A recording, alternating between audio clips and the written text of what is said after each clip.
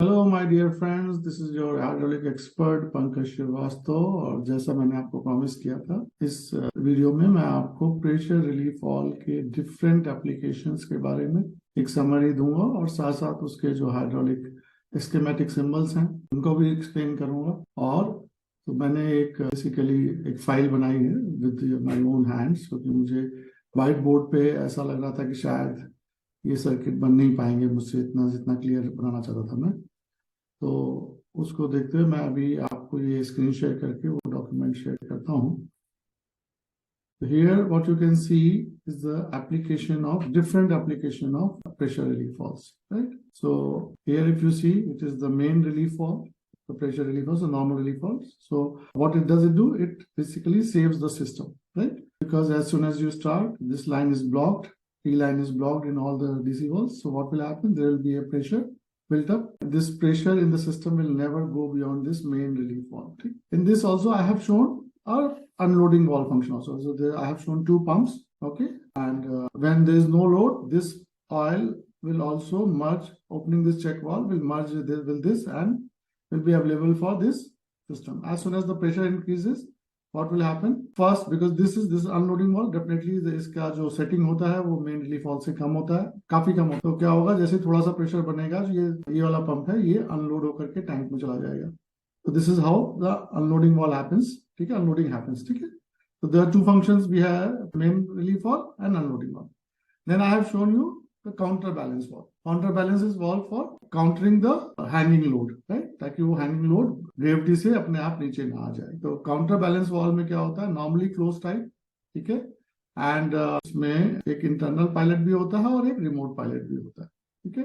And जब pressure जो setting है इसकी जो है वो लोड की वजह से जो भी प्रेशर बनना है उससे ज्यादा होती है, ठीक है।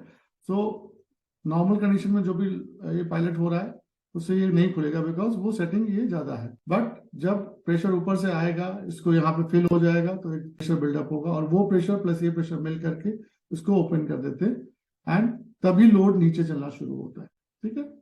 बट जब लोड को ऊपर उठाना है तो हमारे पास ये चेक वाल्व होता है। तो चेक वाल्व हमेशा रिवर्स फंक्शन के लिए काम होता है कि रिवर्स फंक्शन में फ्री फ्लो मिल जाए और लोड आराम से ऊपर उठ जाए, ठीक है।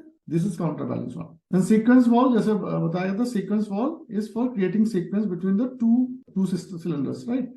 जिसमें एक सिलेंडर ऊपर दिखाया गया, एक सिलेंडर नीचे दिखाया गया, और इसमें जो सिलेंडर बंद होगा ना उसमें, क्योंकि बिकॉज इस सिलेंडर में जब तेल यहां से आएगा, ठीक है, यहां से ये गया यहाँ पे, इस सिलेंडर में कोई रिस्ट्रिक्शन नहीं है तो ये इसको तुरंत बंद कर देगा।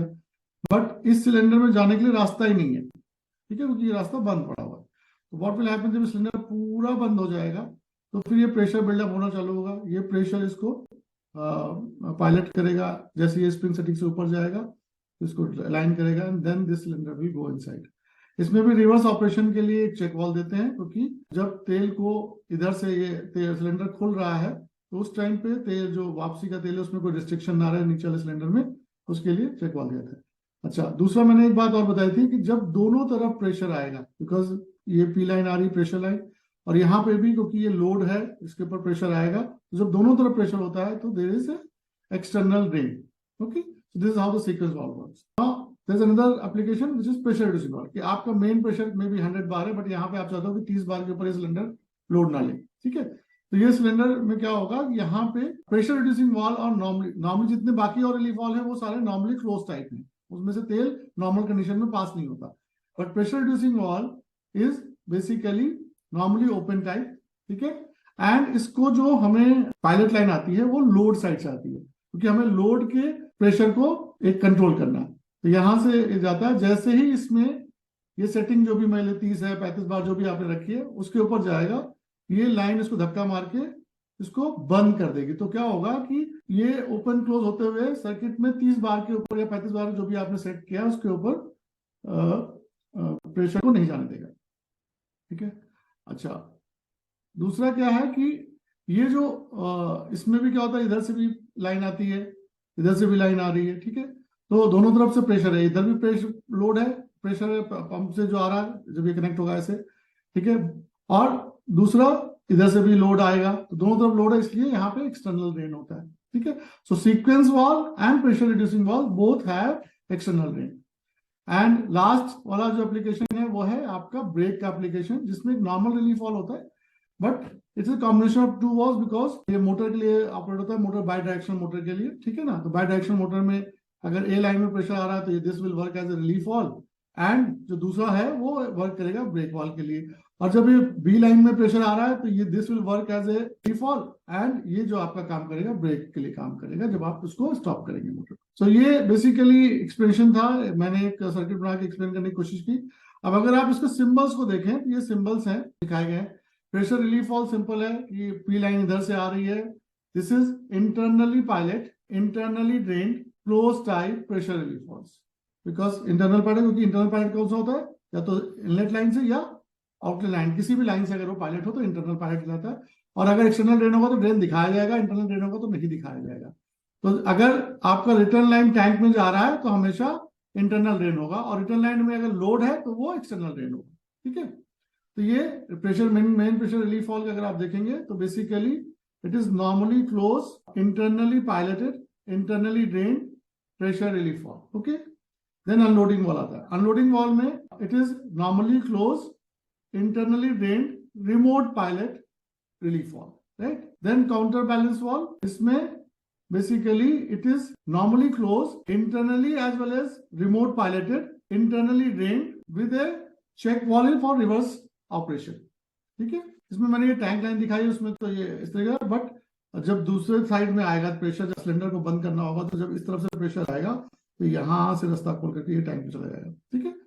अच्छा, सीक्वेंस वाल्व में दो सिलेंडर के बीच में सीक्वेंस बनता है, तो उसमें तेल आएगा पंप साइड से, ये इधर से रास्ता नहीं है, तो ये जब तक ये प्रेशर बिल्डअप नहीं होगा तब तक ये लाइन नहीं खुलती, और फिर ये सिलेंडर को सप्लाई देता है। तो यहाँ पे भी प्रेशर है, तो इसलिए ये एक्सटर्नल ड्रेन है। तो ये नॉर्मली क्या है, it is normally close, internally piloted with external drain and check valve for reverse operation.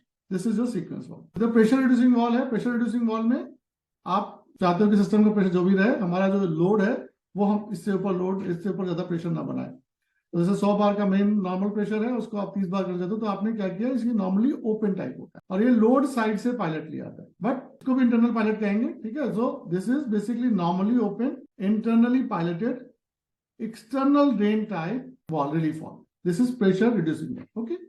And brake valve का नॉर्मल प्रेशर रिलीफ वॉल्व को ही जब आप कॉम्बिनेशन में यूज करते हैं क्रॉस पोर्ट रिलीफ वॉल्व की तरह, तो उसमें एक वॉल्व आपका रिलीफ के लिए काम करता है, दूसरा वॉल्व आपका ब्रेक के लिए काम करता है, एंड वाइस वर्सा, ओके। तो this is the explanation. I hope आप लोगों को ये एक्सप्लेनेशन पसंद आया होगा, और आप इसको शायद सर्किट भी समझ पाए होंगे कि ये कैसे सर्किट बनता है इसका, ठीक है।